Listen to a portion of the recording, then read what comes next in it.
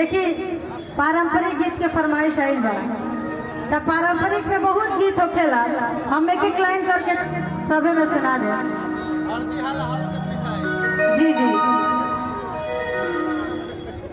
हमनी के जब शादी ब्याह लागेला तो हमनी के घर के माता बहन लोग आवेला लोग कैसे अंधी बाबा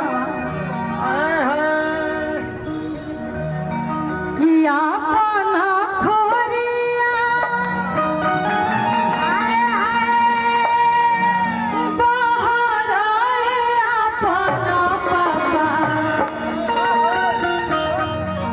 जब सही राम जी गए रही मिथिला नगरिया में सिया जी के लावे पूरा बैंड बजा के साथ उजा के भी लोग गावत रहे कि अरे अपना खोरिया बाहर आए जाना का पापा।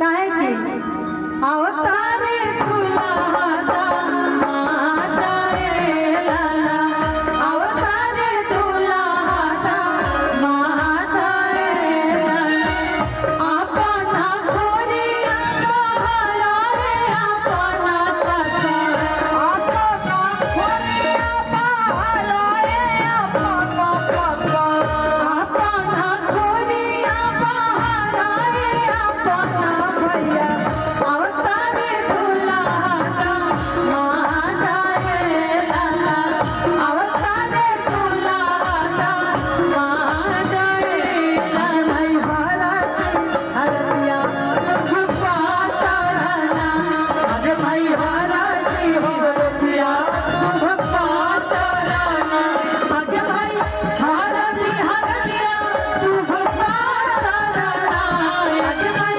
भारत हरदिया तू भगवाता रहना अरे भाई कौने बाबा अरती चढ़ावे अरे भाई कौने बाबा अरती चढ़ावे अवतारे दुल्हा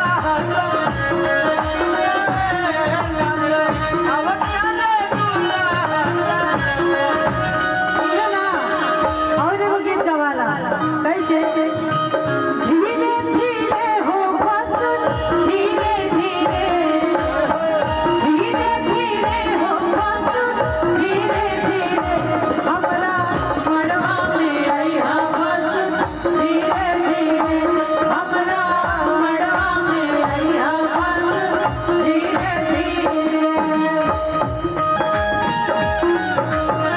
माता रे लाला अवतारे दुल्हा दामाद रे लाला अवतारे दुल्हा दामाद रे लाला अवतारे दुल्हा दामाद रे लाला।